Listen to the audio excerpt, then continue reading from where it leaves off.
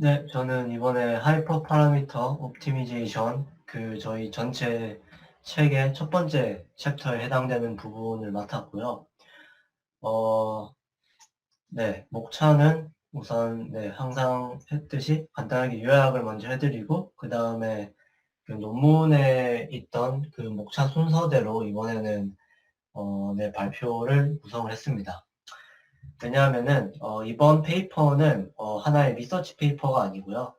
하이퍼 파라미터 옵티미제이션에 대한 네, 하이퍼 파라미터 옵티미제이션에 대한 리뷰 페이퍼입니다.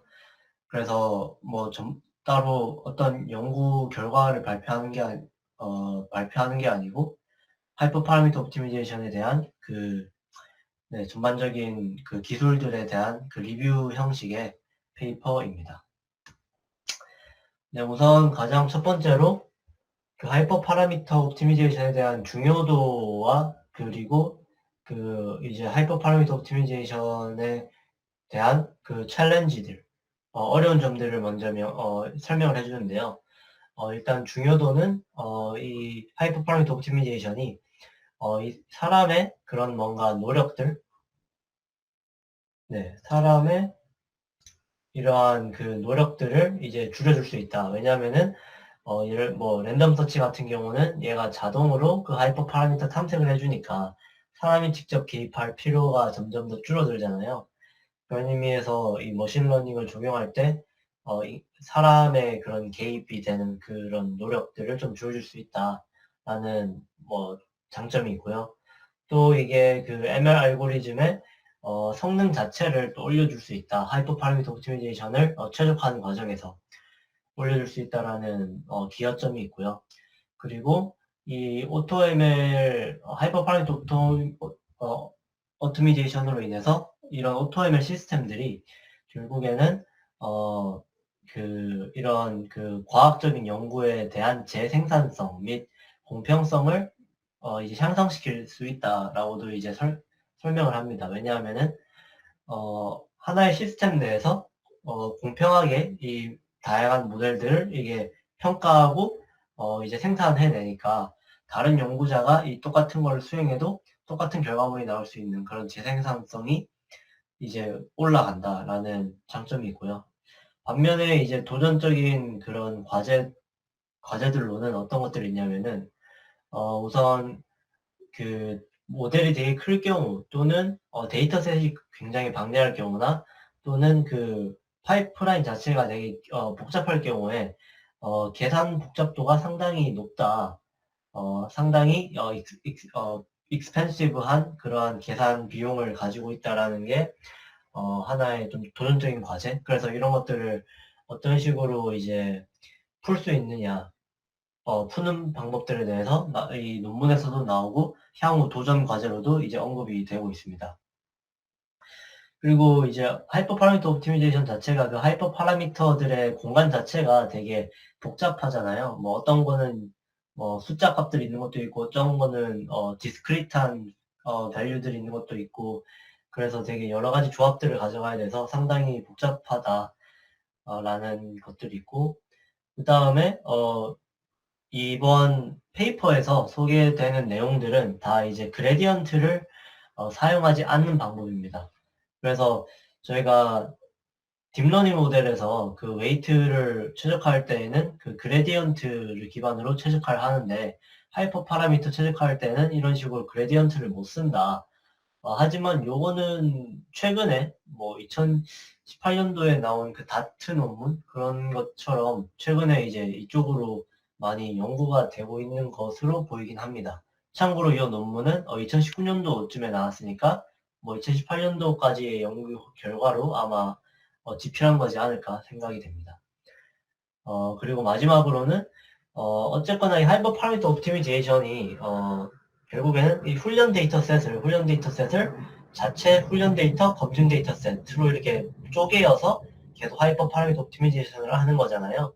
그런 의미에서 그 어쨌거나 그 한정된 데이터셋 가지고 계속 이제 최적화를 시키는 거니까 하이퍼 파라미터 옵티미제이션 자체만으로 그 모델의 그런 제너럴리제이션 성능, 그 일반화 여부를 직접적으로 이제 최적화하기에는 제한이 된다라는 그런 것들이 있습니다.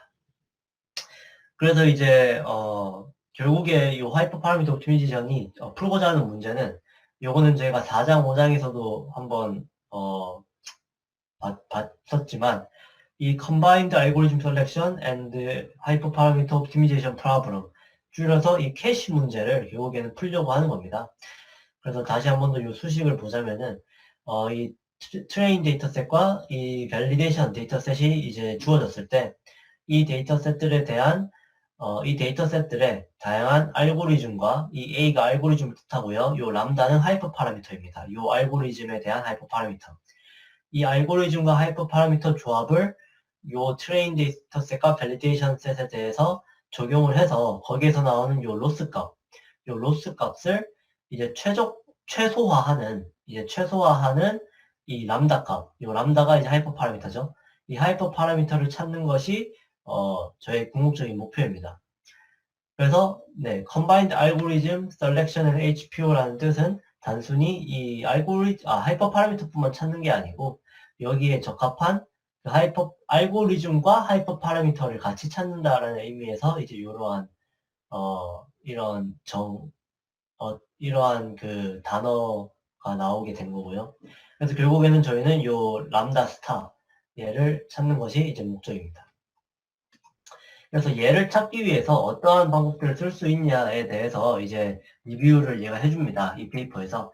첫 번째로 나오는 방법이 이제 블랙박스 하이퍼 파라미터 옵티미제이션이라는 방법인데, 이 블랙박스가 이제 그겁니다. 뭐냐면은, 이 함수 자체가 되게 복잡해서 뭔가, 직접적으로 접근할 수는 없지만, 어쨌거나 이 함수의 역할은 뭔가 입력값을 넣었을 때 아웃풋을 내뱉어 주는 거잖아요.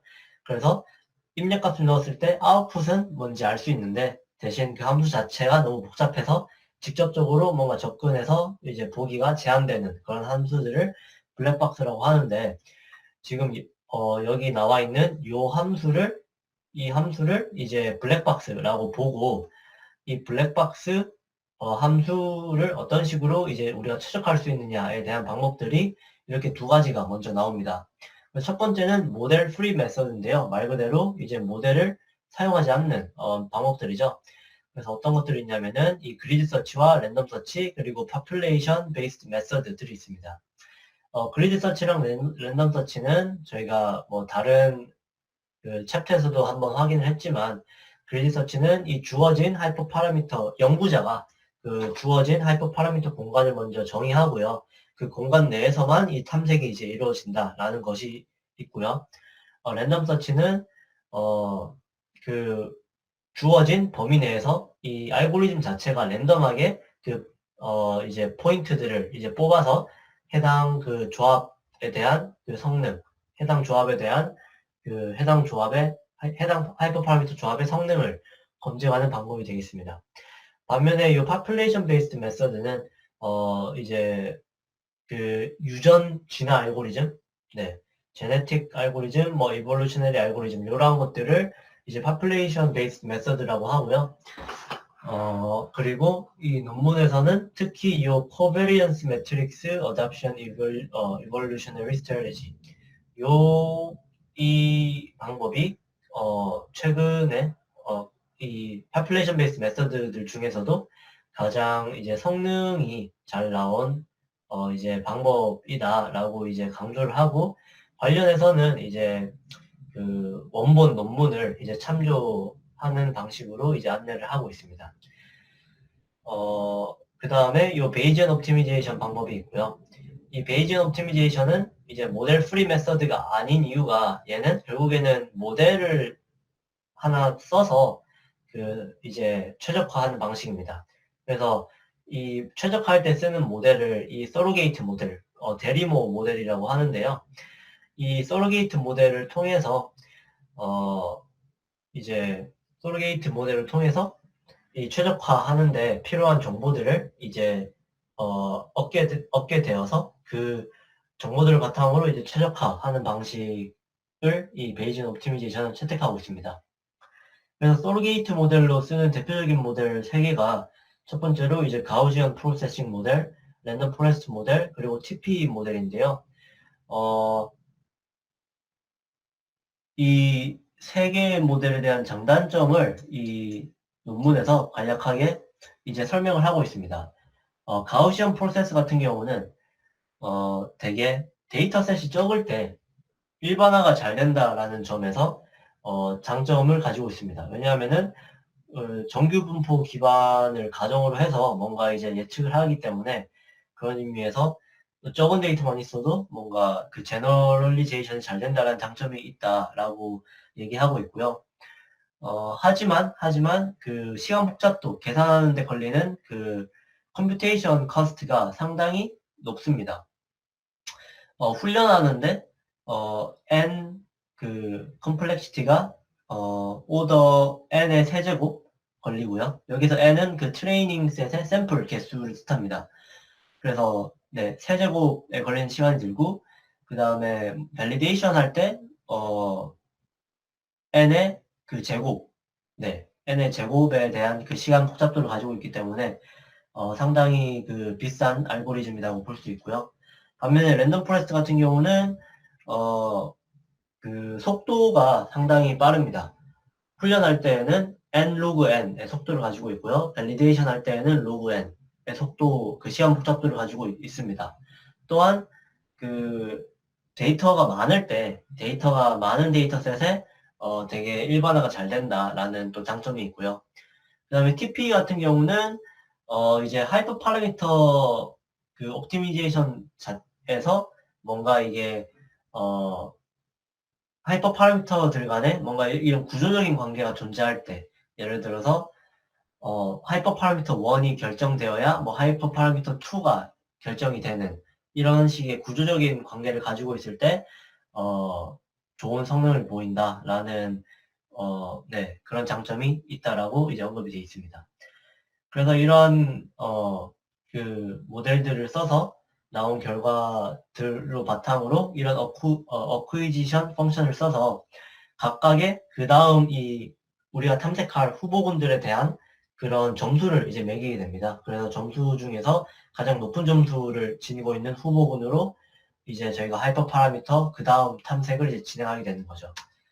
그래서 시각화를 잠깐 보시면은 이런 식으로 이 점선이 그 저희가 이 목표로 하는 저희가 최종적으로 다가가야 할 그 이제 함수가 되겠고요. 이 검정색 그 실선은 그 서로게이트 모델에 의해서 이제 예측된 산출된 그 함수다라고 봐주시면 되겠습니다. 그래서 현재 이런 상태 요 옵저베이션에 의해서 이러한 서로게이트 모델이 만들어져서 서로게이트 모델이 만들어졌을 때, 이 하단에 보이는 게 그 어쿠이지션 펑션에 의한 그 이제 점수들입니다. 그래서 여기에서 현재 이 점수가 가장 높은 지점이 이 지점이기 때문에 그 다음으로 탐색할 이제 하이퍼 파라미터로 여기를 이제 탐색을 하게 되는 거고요. 여기에 왔을 때 이제 서로게이트 모델에 의해서 생성된 그 펑션이 이제 이런 식으로 나왔고 또 거기에 따른 이 어쿠이지션 펑션을 계산을 했을 때 그 다음에 점수가 가장 높은 지점이 이제 여기라서 여기로 탐색을 하고요. 네, 그래서 점점 이제 검정색 그 선이 이 실제 저희가 최적화하고자 하는 이 점선에 이제 가까워지는 것을 네, 볼 수가 있습니다. 네, 그 다음에 이제 또 그 지금 캐시 문제를 풀기 위해서 저희가 처음에 이 블랙박스 하이퍼 파라미터 옵티미제이션 방법 두 가지 모델 프리 방법과 베이지언 옵티미제이션을 소개해 드렸고요. 그 다음에 또 다른 방법으로는 이 멀티 피델리티 옵티미제이션이라는 방법이 있습니다. 이 같은 경우는 실제 그 로스 펑션 저희가 지금 최소화 시키고자 하는 그 로스 펑션이 있는데 얘가 지금 상당히 이제 복잡하다라고 앞에서 이제 언급이 됐습니다. 그래서 이러한 복잡한 펑션을 조금 더 그 저차원 간소한 문제로 얘를 차원 축소 올바른 표현인지 모르겠는데 좀 줄여서 이제 그 줄인 그 함수를 이제 최적화해서 궁극적으로 그 실제 저희가 최소화하고자 하는 그 액션 로스 펑션도 이제 같이 최소화시키는 그런 방법을 뜻합니다. 그래서 여기에서 이제 두 가지 메서드들이 언급이 되는데요. 첫 번째는 이 러닝 커브 베이스드 프레딕션 for early stopping입니다. 얘 같은 경우는 익스트라폴레이션 보회법을 써서 그 러닝 커브가 이제 나오면은 현재 지점에서 나온 러닝 커브 현재까지의 뭐 그 탐색한 결과로 나온 그 러닝 커브를 바탕으로 해서 추후에 나올 그 추후에 러닝 커브가 어떤 식으로 움직일지 얘가 이제 추정을 하는 그런 방법입니다. 그래서 얘가 그 추후에 어떻게 나올지 추정을 했을 때 만약에 추정한 값이 현재까지 나온 값보다 더 안 좋아질 것 같다라고 판단이 되면은 거기에서 그냥 더 이상 탐색을 중지하고 이제 모델 훈련을 이제 멈추는 거고요. 반면에 아직도 개선될 여지가 남아있다라고 하면은 계속 이제 하이퍼 파라미터 탐색을 이제 진행하는 방법이 되겠습니다. 그 다음에 이제 나오는 방법이 이 밴딧 베이스드 알고리즘 셀렉션 메서드인데요. 두 가지가 소개가 되고 있습니다. 하나는 석세시브 해빙이라는 방법이 있고요. 두 번째는 이 하이퍼밴드라는 방법이 있습니다. 그래서 먼저 이 석세시브 해빙에 대해서 먼저 소개를 드리자면은 먼저 그 버젯이라는 개념이 존재를 합니다. 그래서 이 버젯을 이제 처음에는 이제 간단하게 가져간 다음에 얘를 차차 늘려가면서 이제 다양한 하이퍼 파라미터 조합을 이제 검증하는 건데 어떤 뜻이냐면은 예를 들어서 제가 첫 번째로 이제 8개의 하이퍼 파라미터 조합으로 뭔가 탐색을 시작을 했다라고 한번 가정을 해보겠습니다. 그러면 이때에는 전체 이 버젯 같은 경우는 대표적으로 트레이닝 샘플의 개수를 버젯으로 볼 수 있는데요. 왜냐하면은 샘플의 개수가 많으면 많을수록 그만큼 이제 모델 훈련하는 최적화하는 시간이 오래 걸리게 됩니다. 그래서 트레이닝 샘플의 개수를 줄여감으로써 탐색하는 시간을 이제 줄일 수 있다라는 장점이 있는데요. 그래서 예를 들어서 하이퍼 파라미터가 8개가 있을 때에는 각각의 하이퍼 파라미터들에 대해서 트레이닝 셋 샘플을 8분의 1만 써서 각각의 하이퍼 파라미터를 검증합니다. 그렇게 해서 나온 그 결과, 가장 그 안 좋게 나온 결과, 로스는 적을수록 좋은 거니까 높게 나온 값들이 안 좋은 거겠죠? 가장 안 좋게 나온 값 4개를 버리고, 그 다음에 살아남은 4개에 대해서는 이제, 25%, 즉 4분의 1의 데이터를 써서 또 이제 추가 검증을 실시합니다. 여기에서 또 이제 총 2개를 또 이제 탈락시키게 되고요. 여기에서 살아남은 또 2개의 모델에 대해서는 이제 전체 50%의 데이터 셋에 대해서 이제 최적화를 또 실시합니다. 그 다음에 여기에서 또 이제 하나가 탈락이 되게 되고요. 그 다음에 그러면은 이 나머지 하이퍼 파라미터 셋이 최종적으로 저희가 이제 사용하게 되는 하이퍼 파라미터 셋이 이제 됩니다.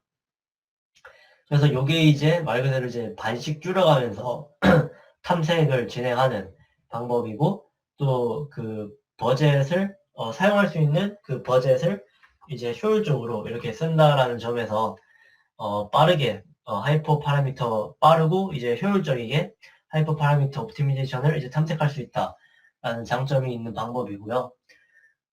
하지만 얘 같은 경우는 문제가 이 버젯을 예를 들어서 이 하이퍼 파라미터 옵티미제이션, 하이퍼 파라미터 세트를 뭐 여기에선 지금 8개를 가져갔는데 얘를 얼마만큼 가져갈 거고 또 버젯은 얼마만큼 이 할당할 것인지를 어쨌거나 이 사람이 직접 결정을 해야 되는 문제이기 때문에 그렇게 조합을 설정하는 데 있어서 사람의 개입이 들어간다는 점에서 좀 이제 한계점이 있는 방법론입니다.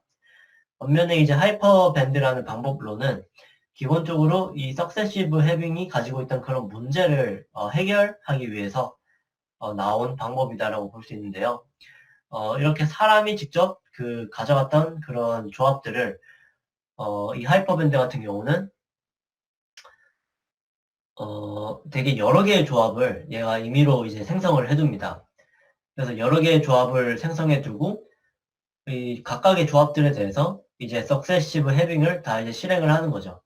그렇게 실행을 함으로써 이제 네, 가장 최적의 그 하이퍼 파라미터 조합을 가져가는 방법이 이 하이퍼밴드가 되겠습니다. 네. 그래서 그 다음에 이제 나오는 이제 내용은 그래서 이제 이 하이퍼 파라미터 옵티미제이션들 앞서 언급했던 그런 방법론들이 어떤 식으로 이제 오토ML에 적용이 되었느냐 그러한 뭐 계보도 역사를 하나 이제 정리를 해주는데요. 1990년도에 이제 그리드서치가 처음 이제 하이퍼 파라미터 옵티미제이션에 이제 적용이 된 그런 기록이 있었고요.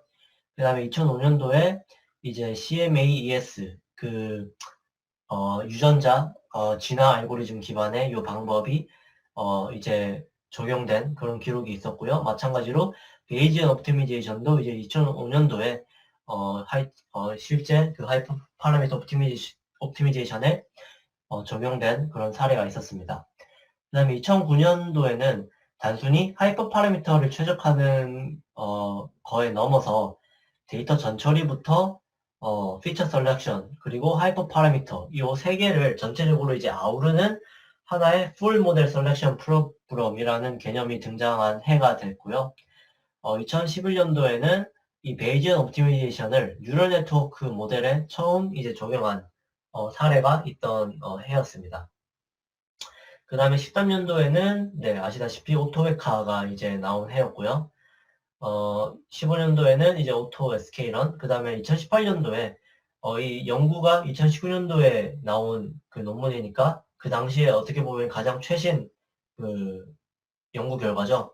18년도에는 어떤 게 있었냐면은 이 베이지언 옵티미제이션과 하이퍼밴드, 앞서 제가 설명드린 그 하이퍼밴드를 결합한 방법이 가장 이제 최신의 방법이었다. 그래서 이 BOHB 이 방법을 어떻게 보면 이 논문에서도 가장 추천하는 이 방법이었습니다. 네. 그리고 이 베이지언 옵티미제이션에 대해서 추가적으로 설명드리고 싶은 게 이 랜덤 포레스트 TP 그래서 이제 GP는 설명드렸듯이 얘가 되게 시간 복잡도가 높은 알고리즘이라서 저희가 이제 일반적으로 사용하는 그런 패키지들 파이썬 패키지들에는 구현이 안 돼 있는 걸로 제가 확인을 했고요. 그래서 이 랜덤 포레스트랑 TP를 사용한 방법이 가장 많은데 TP를 사용한 방법이 이제 저희가 몇 주 전에 확인했던 그 하이퍼 옵트 패키지가 이 TP 방법을 쓰는 거고요. 랜덤 포레스트 쓰는 방법이 이제 오토 메카나 오토 사이클론에서 이 랜덤 포레스트를 이제 데리모 모델로 써서 이제 네 베이지언 옵티미제이션을 수행하고 있습니다. 네, 마지막으로 이제 향후 이제 future research 방향과 그리고 이제 문제점들에 대해서 설명을 해주는데요. 첫 번째는 공평한 그 결과를 위해서 다양한 그 옵티미제이션 알고리즘들의 공평한 비교를 위해서 벤치마크 기준이나 또는 그 평가 지표를 좀 모든 커뮤니티에서 좀 인정할 수 있을 만한 그런 평가 지표가 개발이 될 필요성이 있다라고 언급을 하고요. 그 다음에 여기에서 이제 언급된 게 이제 또 그레디언트 기반의 최적화하는 방법이 또 이제 최근 들어서 연구가 되고 있지만 이쪽으로 좀 더 많은 발전이 필요하다라는 식으로 언급이 됐고요. 또 이제 스케일러빌리티에 대해서도 이제 언급이 됐습니다. 왜냐하면은 현재까지 오토ML이 그 되게 대규모 데이터셋, 이미지넷 같은 대규모 데이터셋에 대한 대규모 데이터셋에 적용한 연구 결과는 없다라고 나와 있습니다.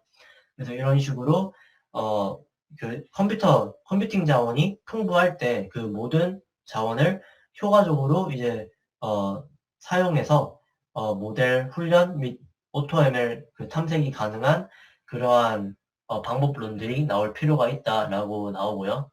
그 다음에 오버피팅이랑 제너레이제이션 문제는 어쨌거나 얘가 주어진 뭐 네, 트레이닝 데이터셋과 밸리데이션 데이터셋에 대해서만 그 하이퍼 파라미터를 검증하기 때문에 일반화가 잘 되지 않을 수도 있다. 그런 문제를 좀 해결할 수 있는 다양한 방법론들, 뭐 예를 들어서 오토사이클론에서 가장 마지막 단에 앙상블을 해주는 뭐 그런 방법론들이 있을 것 같은데 그런 쪽 위주로도 이제 연구될 필요성이 있다라고 언급이 되고요. 그 다음에 arbitrary size pipeline construction 이 같은 경우는 뭐냐면은 현재까지 여기 논문에서 계속 다루던 내용은 그 하이퍼 파라미터 스페이스가 이제 하나일 때를 예를 들어서 그 풀 모델 셀렉션 과정에서 데이터 전처리, 뭐 피처 셀렉션, 그 다음에 하이퍼 파라미터 이런 식으로 이제 그 탐색을 하게 되는데 현재까지 이제 소개된 방법론들은 다 이제 데이터 전처리나 피처 셀렉션 그 부분에서 하나의 방법론만 채택하는 방법입니다. 그래서 뭐 데이터 전처리에서는 뭐 평균으로만 뭐 결집값을 대체하는 방법론 하나 채택하고요. 그 다음에 피처 셀렉션에서는 뭐 PCA 방법론 하나 이렇게 채택해서 이제 최적화하는 그런 방법론들을 여태까지 소개가 됐습니다. 하지만 저희가 뭐 데이터 전처리 과정에서 결집치 값을 평균으로 대체한 데이터셋 하나, 그 다음에 뭐 최대값으로 대체한 데이터셋 하나, 뭐 최소값으로 대체한 데이터셋 하나 이렇게 세 개의 데이터셋을 애초에 만들어서 거기에서부터 시작해서 각각의 데이터셋에 대해서 모델을 만들어서 또 앙상블하는 방법 이런 식으로도 저희가 접근을 해볼 수 있잖아요. 그런 것들에 대한 탐색 및 그 하이퍼 파라미터 평가는 현재까지 안 이루어져 있다라는 점에서 이러한 부분, 랜덤한 사이즈에 대한 그런 파이프라인 구축이 가능한, 네, 그러한 그 시스템 구축도 이제 주 연구 방향으로 이제 소개를 하고 있습니다. 네, 이상입니다. 네. 자, 질문할까요? 이거 페이퍼가 리뷰 페이퍼라 상당히 또 이것도 방대하네요. 네, 다양한 방법론들을 소개하고 있습니다. 네. 어, 그 하이퍼 밴드 있잖아요. 하이퍼 밴드. 그 부분 조금만 더 부연 설명해 줄 수 있을까요? 어, 네, 하이퍼밴드 같은 경우가, 음,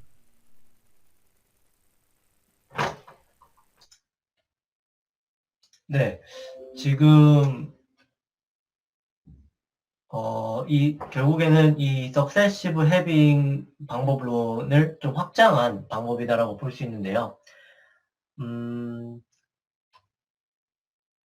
네, 석세시브 해빙은 결국에는, 이렇게 버젯이 있을 때, 다양한 하이퍼 파라미터, 이렇게 그 컨피규레이션들이 있다면은, 이 컨피규레이션에 대해서, 이 하나의 컨피규레이션에 대해서만 네, 최적화, 요 검증 작업을 진행을 하게 됩니다. 하지만 이 하이퍼밴드 같은 경우는, 다양한 그 조합들의 컨피규레이션과 버젯으로 먼저 애초에 그 서치 스페이스를 초기화시켜 줍니다. 예를 들어서, 8개의 하이퍼 파라미터 탐색하는, 그 케이스 하나, 그 다음에 뭐, 3개 하이퍼 파라미터 탐색하는 케이스 하나, 3개만 얘가 탐색을 하게 된다면은, 각각의 그 조합들을 할당하는 버젯의 그 비율도 다르겠죠. 3개니까 뭐 3분의 1씩 할당을 하게 될 겁니다. 아, 이게 왜 그 문제가 되냐면은, 저희가 이 8분의 1의 데이터셋으로만 이 하이퍼 파라미터를 검증했을 때랑, 25%의 데이터셋으로 이 8개의 하이퍼 파라미터를 검증했을 때 그 결과가 다르게 나올 수가 있거든요. 그러니까 지금은